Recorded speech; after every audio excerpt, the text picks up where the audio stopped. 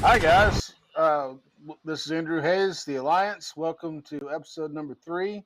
Today I have George Beseda. I'm still probably not saying it quite right, but uh, I was over on Mises.org and he had an article on Herbert Spencer, and so I thought it'd be fun to have him come on and talk more about Herbert Spencer. George, thanks for coming on. Hey, thanks a lot for taking an interest in inviting me here and talking about Spencer. He's one of my goats, one of my favorites. Yeah. Okay, all right. So Spencer, I guess I don't know why John Stuart Mill was like the first real thinker that I read that kind of pulled me away from mainstream thought, which is wild to think about.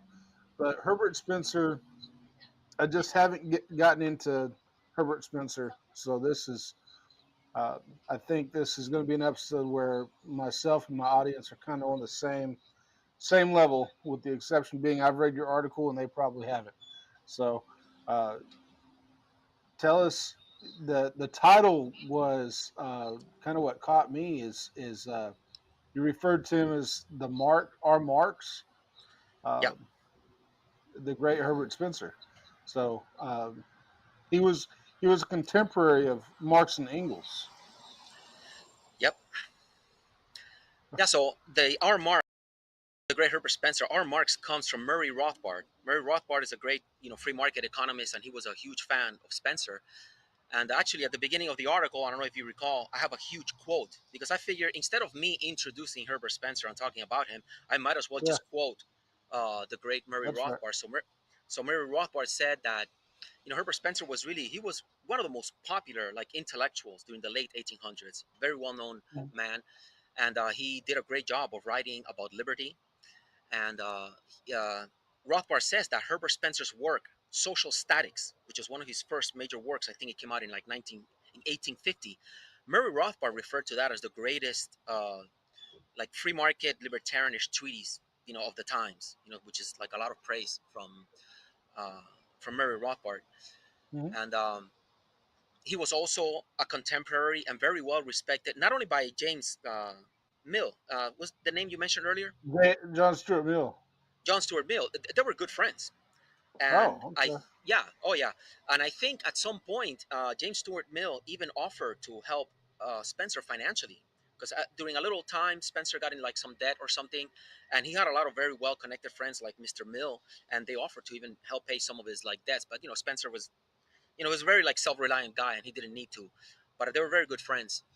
And Spencer was also a contemporary of Darwin, and Darwin was a huge fan of Spencer. In the article I mentioned, Darwin said that everyone with eyes to see and ears to hear ought to bow their knee to you, and I for one do. So that's coming from Right. Darwin. What everyone thinks of Darwin, he was a very influential person, and he also said that Herbert Spencer was 20 times my superior. Telling that Yeah. to Spencer, that's huge. And another great free marketeer, Henry Hazlitt. I think a lot of people might have heard of him. He wrote Yeah. the great little introduction to economics, Economics in One Lesson. Mm-hmm. And Henry Hazlitt too was a huge fan. Spencer, he wrote an essay called "The Coming Slavery" in like 1888, where he described, he showed how the state was growing in power and how we were going to come for a massive slavery. And in many ways, he predicted uh, the coming of socialism. And another very quick little tidbit in here. I mean, Spencer died a very depressed man. He died in 1903 because he saw the growth of the state. He saw the governments getting more militaristic and more nationalistic and less trade and commerce. And he actually, he spent his whole life fighting socialism. And I mean, it's a good thing he died in 1903 and he didn't get to see the First World War. So, I mean, that's a little bit of a quick intro, Yeah, well, I mean, and to cut to the end, uh, it's it's really, what do you call that? That's some kind of poetic something. Like, he's buried in the cemetery, and just across the way from Karl Marx, and so you have this champion of liberty, and you had Karl Marx, and they're buried. right, right across the way from one another. Yeah. That's uncanny. Yeah, I wonder if there's some story behind it. I mean, because it's such a coincidence that these two total opposites. I wonder if somebody said, "Oh, let's put this guy here." I mean, I think Spencer died after Marx. I don't know when. I don't remember when Marx died, but I'm assuming maybe when Spencer died, somebody just got the crazy idea just to put him next to Marx. And yeah, it's very interesting. I think I showed you a little video. I've been to their graves, and you can always see a massive line of people stopping by to look at Marx. You see a bunch of Hmm. Chinese, you see Indians, people take pictures, they put their fist up like the whole communist thing, and no one pays any attention to Spencer. And it's really sad because it's many ways reflective of our times. I mean, we still have all of this. If we had the real understanding of freedom, there'd be lines lining up to look at Spencer instead of Karl Marx. Hmm. Right. Um, and that makes me wonder. Like, did was there any? I don't know if this is fair to ask, but was there any kind of correspondence between Spencer and Marx or Engels? Did did did Spencer I deal directly with Marx's work? I don't think so. Uh, I I think Karl Marx sent Darwin a copy of his works, Hmm. but I don't think Darwin ever paid much attention to Marx. But I don't recall Spencer directly dealing with Marx. And actually, I can send you the link later, and maybe somehow you can get it to read to your followers if they're interested. But if someone wants to learn more about Spencer, Spencer wrote a massive two-volume biography, which I think is very interesting if one's is a big fan. And I recently converted them to audio because so you Oh, can listen to them. I mean, to me, since I'm a big fan, it was nice to hear his own life, him telling about his own life, okay. So it's an autobiography. autobiography. Yeah, right, right. Yeah, Okay. Uh, and I don't know. I feel like I should address this is and bear with me, but uh, like Darwin, I feel like Darwin gets a bad rap. Um, Darwin is looking at uh, and what do you call that? I'm not a huge scientist or evolutionary guy, but he's looking at uh,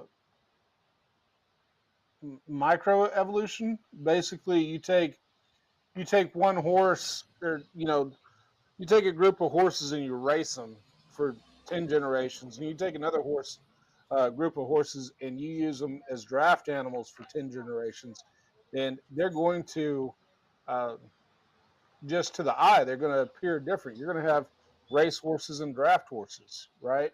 Um, that's the sort of thing that Darwin saw in nature, where the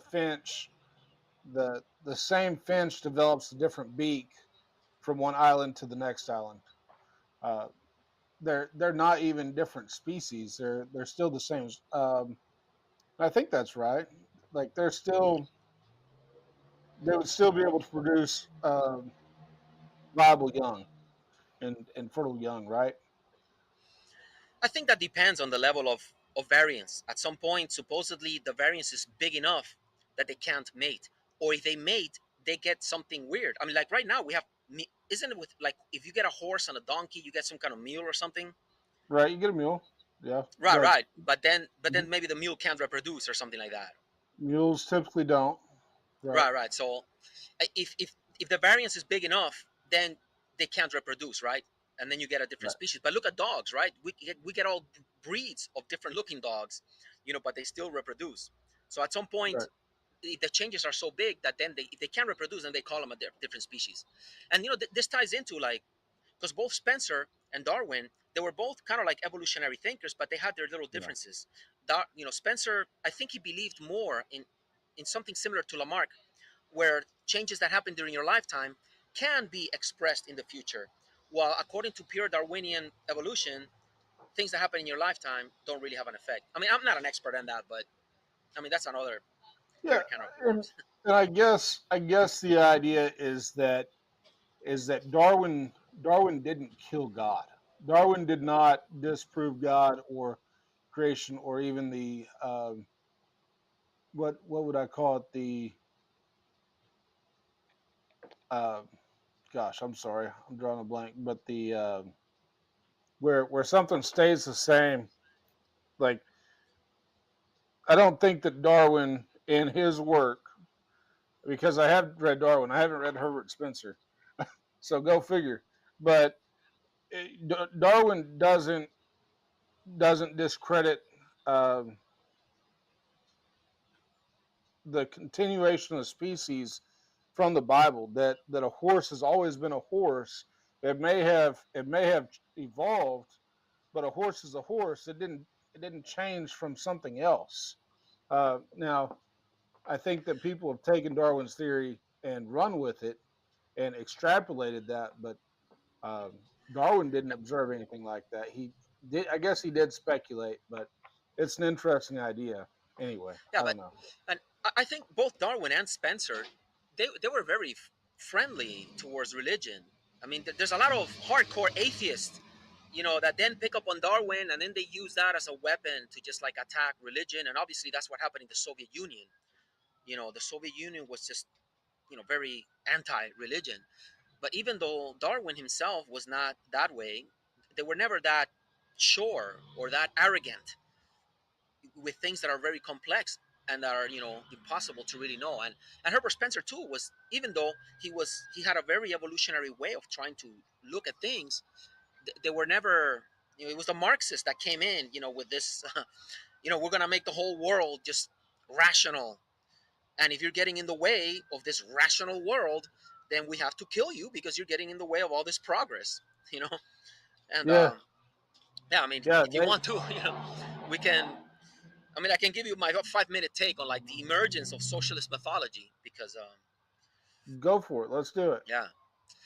Well, I'll give you a little 5 minute overview of, because like socialism was an ideology, right? It was an Mhm. idea. If you look at human beings, in Europe in the 1600s, the idea that we're just going to have the experts tell everybody else what to do, that would have been absurd. No one believed that in the 1600s, right? So at some point, this ideology began, to spread. And so one of the reasons why that happened is that by the time you get to like the late 1700s, right? In the 1700s, you had discoveries like the steam engine. Once you got the Mhm. steam engine, and now you have machines that can, quadruple, multiply times 100 the rate at which you can produce work and do stuff.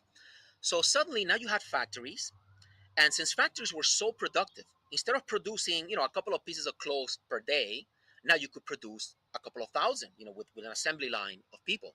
So once you started getting factories, the cities where you could have factories began to get far more productive. So now you started getting factories, they're more productive. Factories have to compete. This is very important. They have to compete against each other. So they start raising the wages of factory workers, compared to the farms. So now you started getting people moving from the farms because they could get more money by getting a job at the factory. And in the factories, you started to have more economic competition. A factory or somebody invents some new way of producing something, but now guess what? A competitor has to copy the innovation. This is important because it's really competition that turns civilization into a supercomputer, where one company innovates, right? So you're making something better or cheaper or faster, but then your competitors have to copy your innovation. So now you can see the idea spreading through society and increasing the rate at which we come up with technology and so on. And the example I like to use is something like power door locks and power windows. I have no idea who invented power door locks and power windows. We can just assume that it was a Honda engineer working in Tokyo, right? Sure. We'll just guess that. But then what happened? Competition motivated Ford in the US, BMW in Germany, and all other auto manufacturers to copy and thus inadvertently spread the new innovation, the power door locks and power windows, right? So competition, is what really turns all of humanity into a supercomputer. So this process was now happening in Europe, in a lot of these major cities. They had their factories. The factories were coming up with ideas. They were increasing the rate at which they were producing all kinds of gadgets, clothes, and things. And the people were moving from the farms to the cities. So what was happening now is that the cities with all this competition, and now you have to have different factories, and then people making the tools that the factories use, and making, you know, the division of labor got so complicated. Society is easy to understand if you're living in a little farm town. In a farm Mm-hmm. town, everything is self-sufficient. Everybody can learn how everything works. Well, you got the guy who makes the wood, a couple of things, but once you get into a city in the late 1800s, when you have 5 million people in London doing a gazillion different things and with all this complexity. So what happened was, and you also had large differences in wealth. Some engineers could make a lot more wealth than a worker in a mine. So you started to get all this complexity, some people getting richer than others, and people are seeing all of these things, and they're telling themselves, oh, we don't like the way this works. You know, some people are richer than others. We want equality. Why is it that we have some poor people living, you know, destitute, while we have some rich guy, you know, enjoying the good life? And people did not realize that all of this competition, and the fact that, for example, a rich businessman who owns a company, what does he do with his wealth? He takes his wealth, he puts it in the finance and banking sector, and then thanks to the banking sector, somebody else borrows that money, and they open up another factory, and that same money then goes to pay for the salary that competes, you know, and raises the living standards of the workers. So you have all of this complexity arising through capitalism, but the people were economically ignorant. All of these changes are happening. Not be, this is very important. One of the great insights of Herbert Spencer and Karl Menger. All of these changes that were happening, that were creating capitalism in Europe, they happened without some great economist saying, oh, we're going to have free trade, we're going to have businessmen, and we're going to have competition between businessmen, you know, increasing living standards and producing technology. That never happened, right? Nobody invented capitalism. And since nobody invented capitalism, once the social order got so complex, people inadvertently, with the best of intentions, they started spreading socialist mythology. They said, Mm-hmm. oh, why have 20 businessmen producing the same thing? Why not just standardize? You know, and just pay everyone the same wage. And then we can take the extra profits of the rich fat cats, which they didn't know were being reinvested in the finance banking industry. Oh, then we Mm-hmm. can just divide it all up. We can, you know, take care of the poor, free healthcare for everyone. You know what I mean? The standard usual socialist Oh yeah. nonsense. And then unfortunately, all of those fallacies, there were great free marketeers like Bastiat. There were a lot of free marketeers trying to combat all of this ignorance. But unfortunately, the bad ideas, they got put together in Karl Marx's Communist Manifesto, which is a short little book. It's very Mm-hmm. easy to read, and all the bad ideas can spread quickly. And that is essentially what happened. It was a battle of ideas. The socialist ideas spread very quickly, and then suddenly you got Lenin and his Bolshevik revolution, you know, where they said, oh, yeah, we're going to make it happen. They took over all the factories, they took over everything. But then what happened? You know, with the best of intentions, I mean, it's hard to say that Lenin had the best of intentions because because it Right. was awful. But I mean, this is very important. It really ties into the Austrian School of Economics and so on. I mean, it's very important to realize two things. Within the growth of communism, of course, there were a lot of real horrible assholes. You know, there were people who abused their power, who knew what they were doing was corrupt, and they were doing very bad things. And we have to be aware of that. But we also have to be aware of the fact that this was also an ideology that made a lot of sense to a lot of people with good intentions. You Mm-hmm. know, so we have Yeah. to do both. We want to identify the bad people when they're guilty. Look, this is a real asshole. You know, this guy's a criminal. But we also have to be sympathetic with how people fool themselves into making errors. And if they fool themselves into making errors, then just calling them evil, you know, is not what's going to work. That's why the great economists and Herbert Spencer and all these guys, we have to understand the fallacies and help people overcome the fallacies, because just calling them evil is not going to get them to understand, you know, how the world works. So just to wrap up, so that's what happened. You know, socialism was just a bad idea. People thought to themselves, instead of having all these private sector companies that are just getting all these rich people, you know, very rich, they didn't realize that competition was spreading knowledge through society. And one company can't raise its prices too much, because then the customers use their freedom, right? Competition only works when people are free. It is my freedom to buy the Honda with the power windows that forces BMW and Chevy and everybody else to copy the power windows. But the people didn't understand that. They thought, oh, let's just have the experts, have one company, the government. We can standardize. and that'll give us great benefits. And they just fell for it. And unfortunately, the Soviet Union came along. They made capitalism criminal act. They banned the pro-freedom books. They killed the kulaks, the small business owners. They called them profiteers, or Mhm. saboteurs.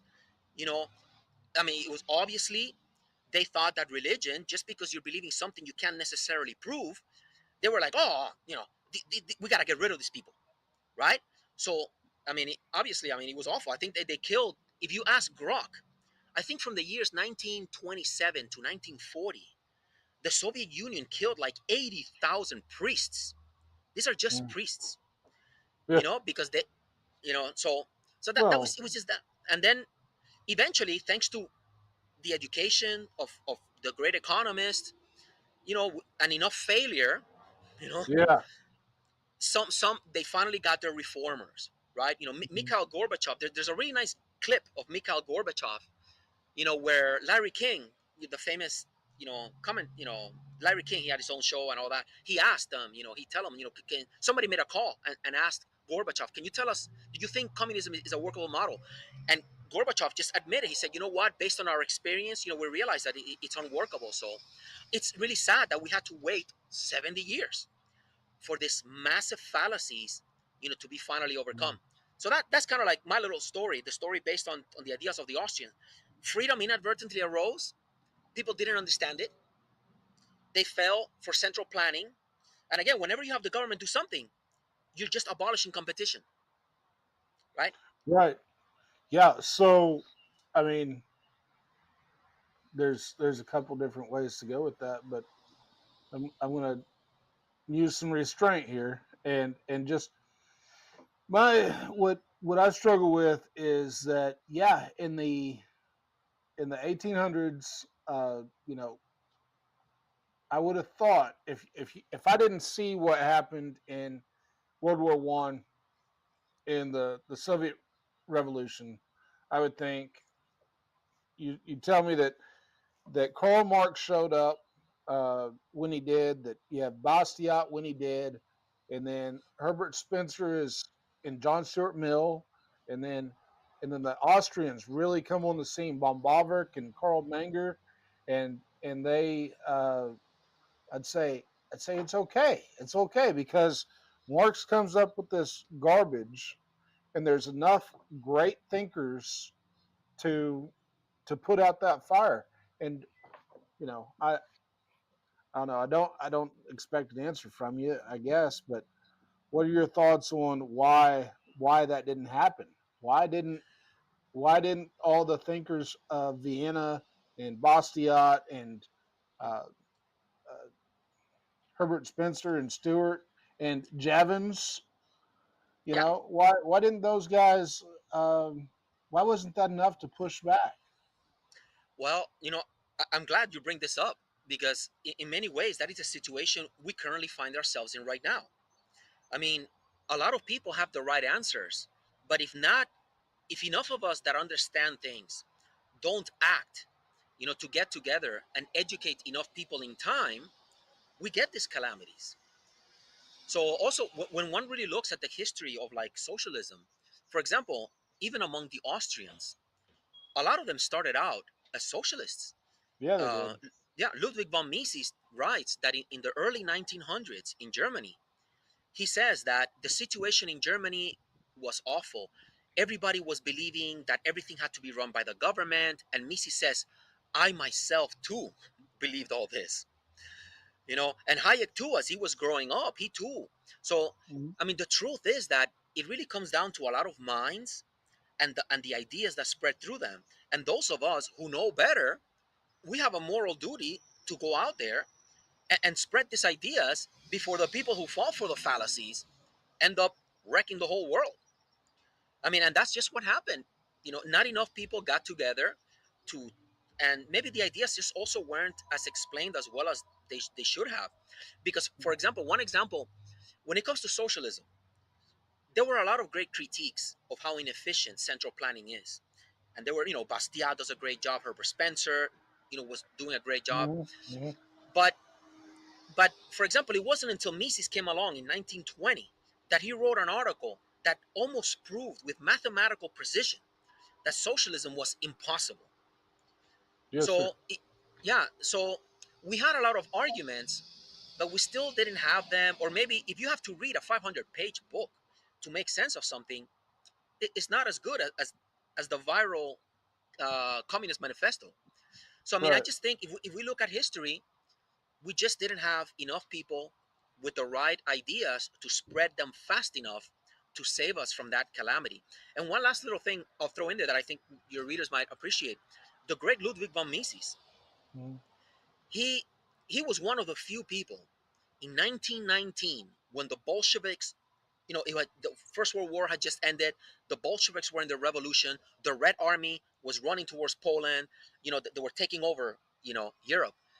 And Mises was one of the few. By that time, Mises already had a profound understanding of the calamity, that the Bolshevik Revolution was going to be.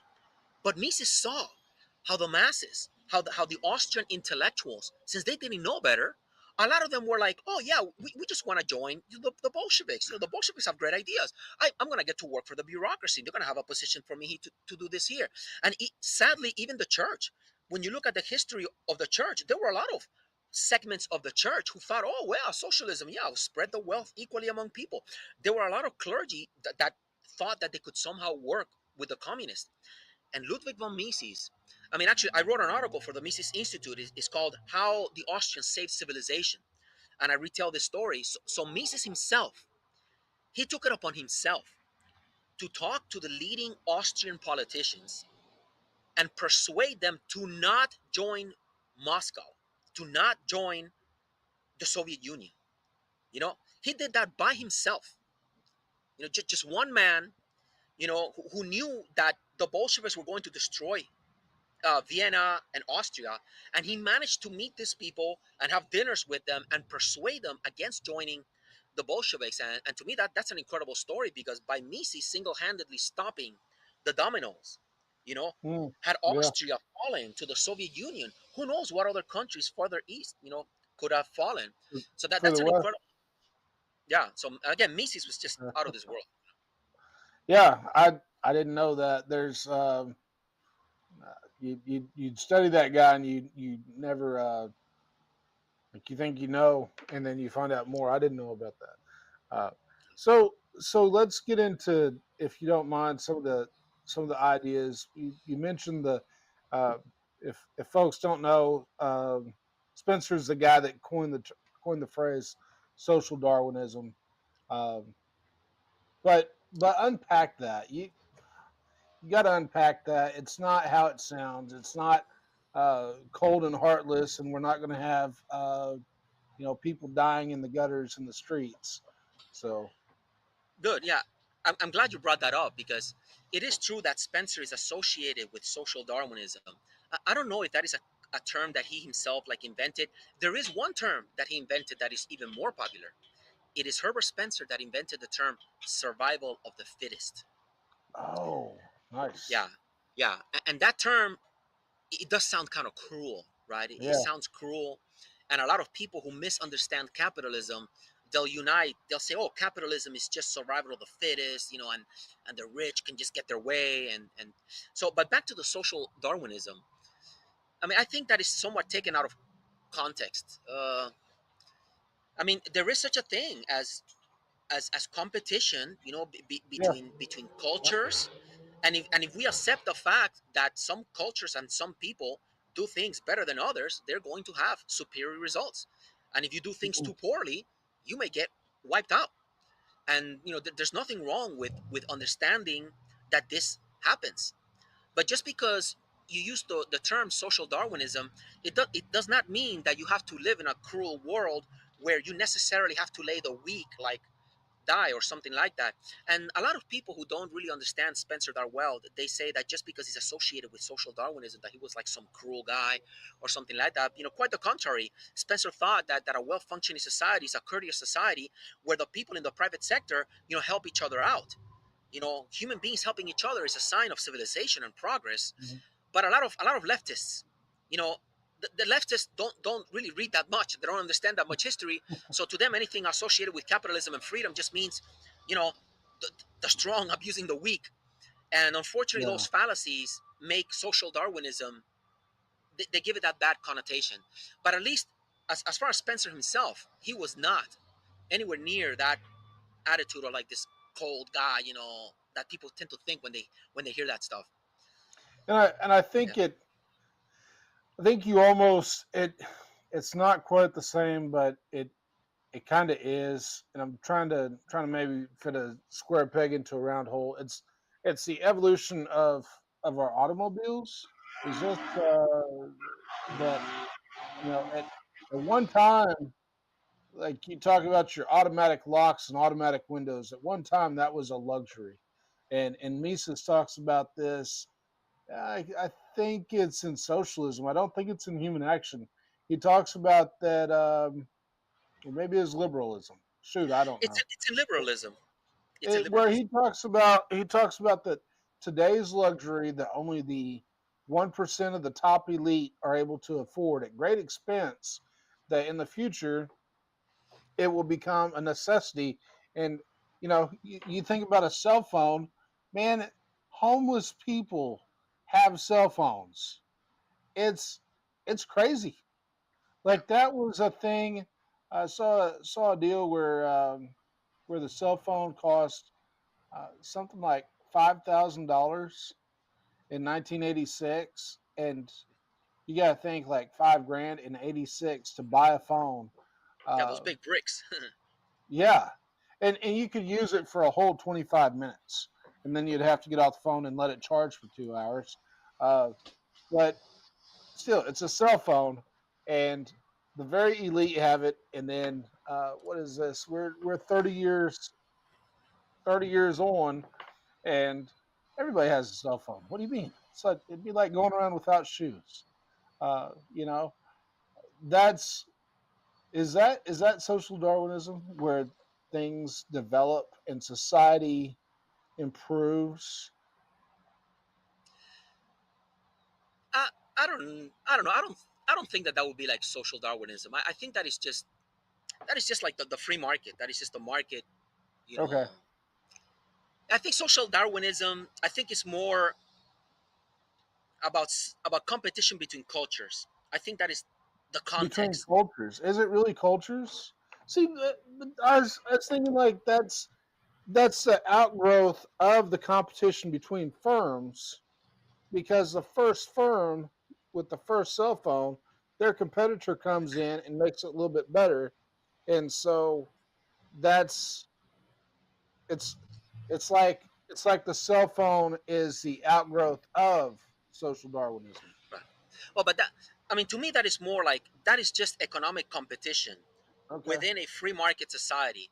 But social Darwinism may be like maybe you have a society where they don't allow capitalism, maybe like Oh, a very restrictive caliphate, yeah. or maybe Christendom in the 1400s, where maybe the Catholic Church, everybody was just born into your own little plot of land, and if you were a smith, right, you did the same thing that your father did and your grandfather, and you did the same thing, and so one can see how some societies or societies that live in a tribal state, Hmm. without money, they could never have the division of labor. They're never going to create a massive building, if Hmm. so I think social Darwinism is more regarding the competition between cultures, but Okay. competition within firms in capitalism, I think we just call that like competition, economic competition or something. I mean, I don't know, maybe social Darwinism, who knows, maybe it's one of those terms that is also very subjective. We'd have to see what the Yeah. Wikipedia says about it, or Well, I mean, right. but you're giving us what Herbert Spencer was talking about, and that's kind of what the idea is here. So, are there any other main like big ideas of Herbert Spencer? Uh, and Well, I feel like I might be getting Spencer mixed up with William Graham Sumner, because they're both late 19th century guys. I haven't read either one of them. So, uh, what social classes owe each other is the title. Is that Spencer or Sumner? I do not think that that is Spencer. I don't think Maybe so. it's That's yeah, December.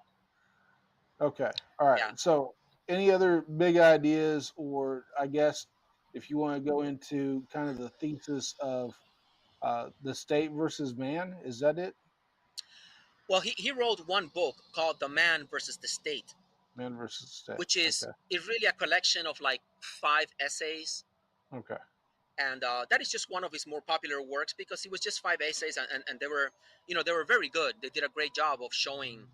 Uh, he has one essay called Over Legislation, where he does a brilliant job of just showing the differences between private sector and the government and how awful the government is. So, for example, let me read you one quote from that Yes. essay, and you'll see how wonderful he is. He says, "Officialism, referring to government, you know, officialism is habitually slow. When non-governmental agencies are dilatory, the public has its remedy. It ceases to employ them, and soon finds quicker ones. Under this discipline, all private bodies are taught promptness. But for delays in state departments, there is no such easy cure." I mean, that's wonderful, right? In the private sector, if you don't need something or it's slow, you just don't give it your money. You use your freedom to give it to the better companies, and now you have your solution, and everybody has to work hard. But that doesn't Yeah. happen in the government, you know? No. Spencer, another beautiful quote. Spencer says, "How invariably officialism becomes corrupt, everyone knows. Exposed to no such antiseptic as free competition, not dependent for existence as private unendowed organizations are upon the maintenance of a vigorous vitality, all law-made agencies fall into an inert, overfed state from which the disease is a short step. Salaries flow irrespective of activity with which the duties performed, continue after the duty wholly ceases, becomes the rich prices for the idle well-born, are prompt to perjury, to bribery, to corruption." So again, he's comparing government, which is competition immune bureaucracy, with Hmm. private sector, Hmm. which is like efficient. So yeah, I mean, he does a wonderful job, explaining Yeah. the differences. I had an idea. Go ahead. Keep going. I mean, no, no, go ahead because there's another point Well, that I want to talk about. Spencer, his influence on Carl Menger. I want to discuss that. do it. Do it. Let's do that. Oh, okay. So Carl Menger, he is known as the founder of the Austrian School of Economics. And And Mises studied under Menger. Is that right? not directly under Menger. He Okay. was when Mises went to Vienna to study, law because they didn't have like an economics department. When he was a student in 1903, he read Karl Menger's Principles of Economics Hmm. during a Christmas break, and that is what made him an economist. You Okay. know, so Menger died shortly after. So I don't think Mises studied directly under Menger, but Mises was one of his pupils. He was one of the people who read Menger's works, and that's why he's Mhm. part of like the Austrian school. And so one of the key insights of Carl Menger, and I wrote an article I suggest your readers watch at the Mises Institute. It's called uh, "Vital Insights of Carl Menger." I forgot the title, but to me, this is. Do you remember the movie Back to the Future? Yeah. Of Yeah. course, right. So there was the flux capacitor, right? Right. It's the device that makes time travel possible. So to myself and big fans of Carl Menger, Carl Menger came up with a flux capacitor idea of the social sciences. Okay, this is the key idea. Carl Menger showed how right? Money is vital for civilization, right? Money is what allows the division of labor.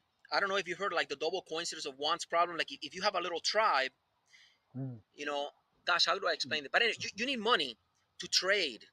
You need if you're gonna have economic competition Yes. I know where you what can buy something from a Chinese or from anyone, you need money.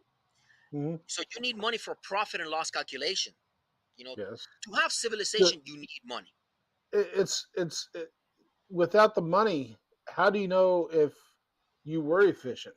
So I trade my crops, and if I'm doing direct exchange, then I trade all my crop for one payment on a tractor because I've got to give part of my crop next year to buy the to finish buying the tractor, and then uh, I use the other half of my crop for a bookcase, a baby crib, uh, to feed my family, this, that, and the other. And then the next year, uh, go ahead and do the tractor. But I have a whole different other basket of goods. It's like, how do I know if I was more or less efficient? Uh, Yeah, you you can't you calculate. can't calculate, right? You can't calculate without money, but you can't even trade, because if you have grain, right, Mhm. and you want a piece of clothing, you need the luck that the guy who has the clothes wants your grain. But what if the guy Ah, wants right, apples, right? right. So you need money to have trade. You need money to have civilization. Period. So And Carl Menger, yeah, his key insight is that money, that is like the most incredible invention that allows competition, that allows the growth of the social order to emerge, something that is so vital, was not invented by our reason. It was something that inadvertently arose as people were trading. Like if you wanted to trade, you inadvertently realize that, wait a minute, goats are kind of popular. I could sell my grain for a goat, even if I don't really want the goat, but I do right, know that maybe somebody else in the future might want the goat. right. So if enough people, without planning it in society, if enough people start trading goats, then goats become more valuable, not just because they're goats, but because people realize they can use them to further trade. Well, because everybody realizes that they're highly desired. Yeah, So, so what I'm trying to do is I'm trying to, um, what I really want is a horse, and I'm trading off my cow, but nobody who has a horse wants a cow. So I just trade my cow for goats, there you get go. the goats. Now I can use the Right, goats to, right. So and yeah, that type of thinking, inadvertently, that thinking, little by little, made enough sense to people around, so that they started using a common medium of exchange. In one yes, sir. society, it may be a goat. In another place, it was salt, right? For a while, Salt. the Yep. Romans used salt, right? And then inadvertently, without anybody deciding that we're going to use this common medium of exchange, that then is going to let us calculate, oh, this can cost me 10 goats. This will cost me 3 goats. Now I can do business calculation, right?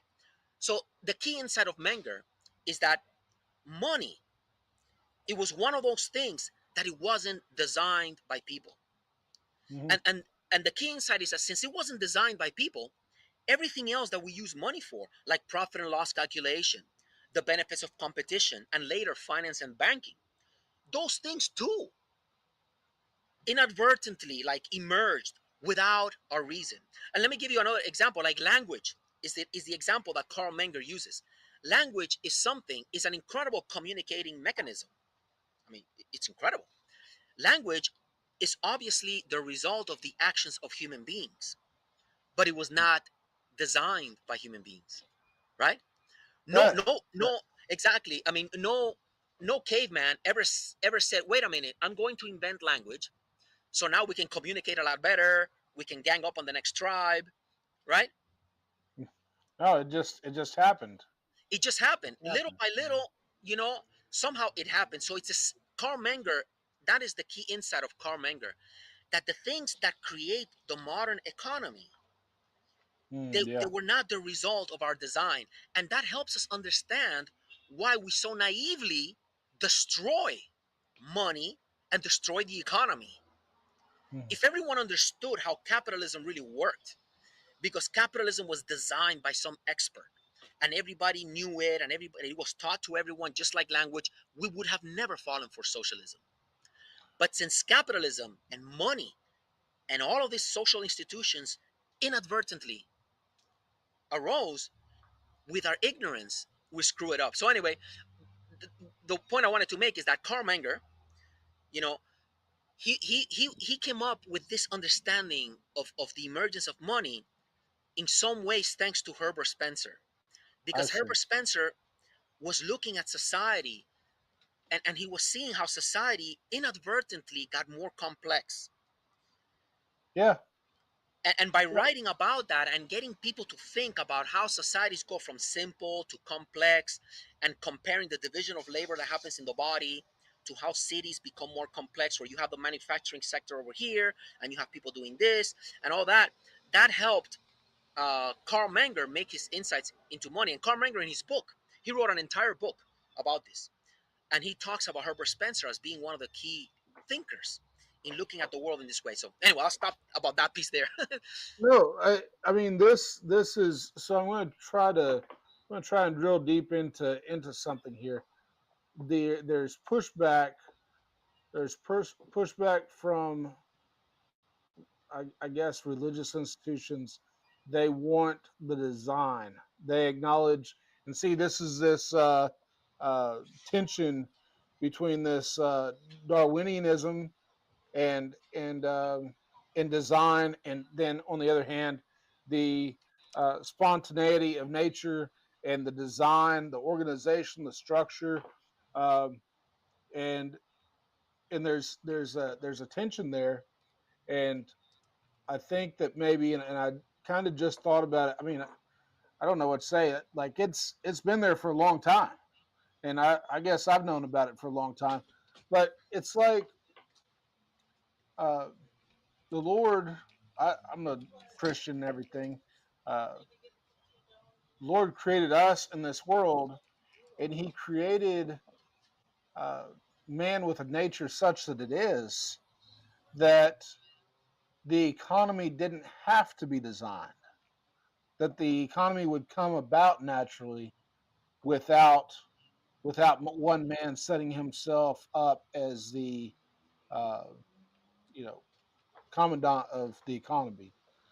And I I'm gonna have to write a paper on that, or at least something on that.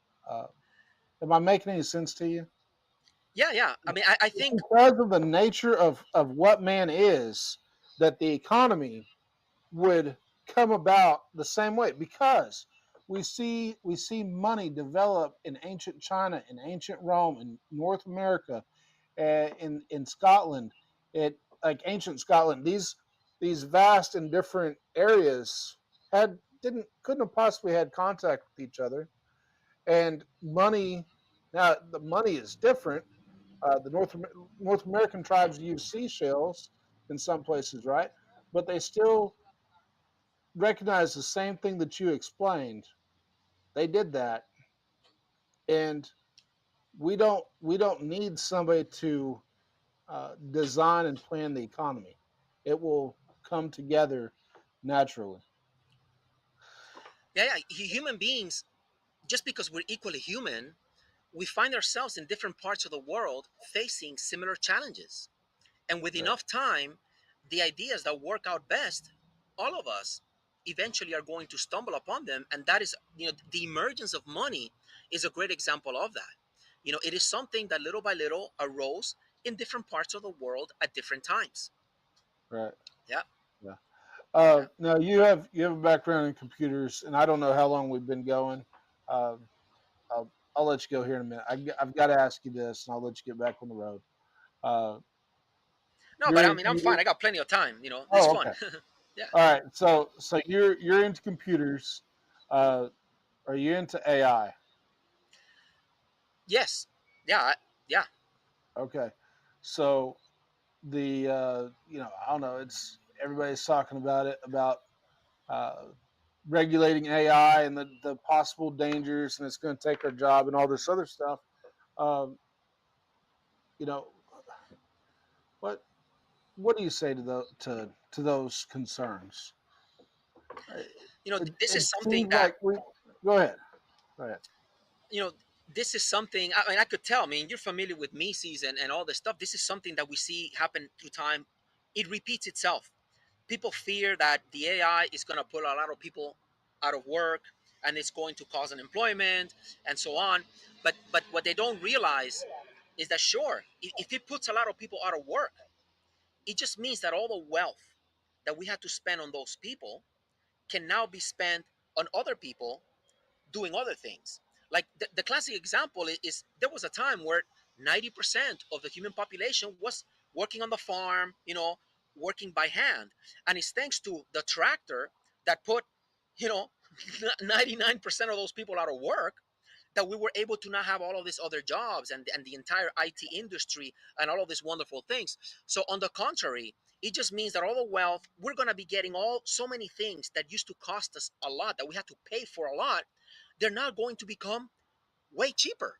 And we're going to get all those things now as a benefit almost for free. And now we're going to have to pay for the new things, right? To go to Mars, whatever it is that we're going to be wanting to do. So I mean, I'm sure you're aware, this is just one of those instances where, once again, those of us who understand freedom and free markets, we have to get out there and make sure the bad ideas don't spread fast enough, so we get ourselves another Bolshevik revolution. You know but no, Right. I'm a big fan, and it's just, yeah, it's incredible. I was Uh, looking to buy a motorcycle the other day, and I just upload the picture to the AI, and I tell her, how much do you think this bike is worth? And it already gives me an estimate. He looks at the bike, you know what I mean? yeah. Android user, yeah. And I don't know how to put it in. I've been made fun of that. Um, I use it like Google, but it is better than a search engine, Oh yeah, right? yeah. Yeah, I hardly Yeah, use Google these days. Yeah. because with Google you have to sift through the nonsense. There's going to be somebody out there that doesn't know what they're talking about. You, that's what you're going to find first, right? So Yeah. I don't know, if you want to work on your truck, you want to work on your bike, you tell it what kind of problem you're having, man, it Mm. will troubleshoot your problem for you. Oh yeah, I've It's done that already. Yeah, I've done that to work on my car. I've already used it for that. Yeah. yeah, Yeah. but it's ultimately, yeah. No, I agree with you. I've Bob Murphy's done episodes on AI. The one, let's see. So first, the concern that people don't talk about is, in what nefarious ways could the state use AI against us? Oh, I can name one right off the bat. I mean, this I know this opens up a big kind of worms. Maybe you're up for talking about it in another episode. But I mean, Okay, obviously, you know, unfortunately, I like to call them misunderstandings, because like Mises, just like socialism. Of course, there were a lot of bad players. I mean, we don't want to ignore the bad guys. all right. But a lot of times, people with good intentions can fool themselves into a massive error, as with socialism. And to me, the problems that we're having regarding misunderstandings between Jews and non-Jews and the Israeli-Palestinian conflict and that whole mess, you can tell it's polarizing the planet. you Mm-hmm. know and we are losing our freedom of speech. you know and I can Mm-hmm. totally see the AI say, oh well, if you said something critical, of Zionism, or the other way around, or if you said something that was considered anti-Muslim or whatever, the desire to be politically correct and not offend someone is quickly forcing the masses into pass more restrictions on freedom of speech. Mm-hmm. And I can totally see the AI being, we're headed for a credit score system like they have in China. I'm sure everybody can see that coming. And Yeah, to me, that we is talked about definitely, yeah. I mean, you can talk to Grok and ask it, what do you think about this person? Oh, and it'll look at their Twitter feed, and it'll give you an analysis of what he thinks about someone. That's, really. oh yeah. Give them a Yeah. you can probably ask it to give them a credit score, and they'll do it. Yeah, or do you think, ask Grok, is so and so racist? And then it'll look and it'll give you their opinion. Or is so and so anti-Semitic, which is now, which is the big one coming down the Yeah. pike. So I can see that. I don't know if you heard about the company Palantir, and it's a big government contractor, and it's just, so anyway, one final thing at least I want to throw in there, on this subject of AI. you know Yeah. for example, government regulations. You see, everything comes down to information. How do we discover the best information? Right? If we want to have a prosperous world, how do we discover the best information? And those of us who understand freedom and free markets, we discover the best information through competition. Mm-hmm. Right? Competition is what motivates people to come up with better ideas, and it forces them to be copied by the competitors, so it spreads to society. Government is a coercive competition immune monopoly that doesn't have to innovate or copy innovations. Right. That's why we want freedom and competition. Now, what are government regulations? Government regulations are just information that is not subject to competition. That's what a regulation is. And that Yeah. is why regulated sectors like the healthcare industry are totally paralyzed. Yes, sir. So I always like to use, whenever trying to teach people about free markets, I like to compare the healthcare sector, which is totally regulated. Healthcare, you have to go to an AMA approved school, you have to learn whatever is in the AMA. The hospitals, you need $1 billion in lawyers to open up a hospital. It's all following the regulations. Mhm. But now if you compare the healthcare sector to the IT sector, in the IT sector, there's no regulation. Right now, there are teenagers, I guarantee you, there are teenagers working at Google, at Microsoft, at Amazon, writing the software that keeps airplanes in the sky, that runs medical equipment that keeps people alive, and they're teenagers. There is no like American Association of Computer Programmers, just like we have American Medical Association, telling you whether you can be a criminal or not to write software, deciding whether Wow. you are legally allowed to write software. So I always like to point to that difference, and the reason why even the poorest of Americans can have an incredible cell phone that can take pictures, can do all these other things, is because in the IT sector there is hardly any government regulation. So all we have is just pure competition. Somebody Mhm. comes up with software here, then they copy the software. So that it's a good example for people to understand what regulations are, and to lose the fear of regulations. Regulations are just, they just paralyze Mhm. society instead of Right. allowing pure competition. So anyway, I just wanted to throw that in there regarding AI. I'll That's why it's I'll say this, and I'll let you go. Is that I talked to a fella, and I heard him. He was on a show like this, I guess, and I heard him on it. I just texted him. I'm like, we do not want regulations on AI. He said, why not? I said, because you don't regulate the gun, you regulate human behavior. You have laws to keep people from hurting other people. right. The tool isn't what you regulate. We're not going to regulate guns because people pick up guns and hurt people. So the concern is that people will pick up an AI and they'll make revenge artificial porn videos to get back in acts, use the technology in a malicious way. Well, that doesn't that doesn't necessitate a regulation on the technology. That needs a law for human behavior, right? So, uh, Yeah, I mean, we really just want to make criminals when people harm someone else or their property. Like that, any entrepreneur can just say, wait a minute, am I harming someone else or their property? No. Therefore, I can go ahead and do this. But once you start regulating and you pass a gazillion laws, now an entrepreneur can't go out there and think. He has to hire a lawyer. You know, how can you make progress when all you're doing is hiring a lawyer? Is this okay? mhm, Can I do this? And but again, the key, and I'm glad, we got podcasters making podcasts about freedom and competition. We got to get out there and try to educate people so they understand these things, and it's not looking too yeah. good right now, but I'm glad you're doing this and we're here talking Man, about it. we covered a lot of ground from Herbert Spencer to AI. That wasn't planned, but I appreciate it. Thanks again for coming on. Are you out there on Twitter? Yeah. Oh yeah. Thanks. It was great doing this here with you. We can do it again. And yeah, on Twitter, my Twitter handle is very easy. There's the great free market economist Friedrich Hayek. So my handle is Hayekian, Yeah. like Hayek, Hayekian. And I think that's the easiest way to follow me. One can also go to my last name, besada.com. If you go to besada.com, you can also find some books I've written in the past, and some stuff there as well. Okay. All right. Yeah. Great. I guess I didn't realize that you wrote books. Those weren't listed on your bio at Mises.org. Oh, true. Just Yeah. saying. Or maybe I missed it. Anyway. No, no, Uh, they're not there. Yeah. okay. All right. But hey, guys. Thanks again for watching, and we'll see you next time. Bye. See you.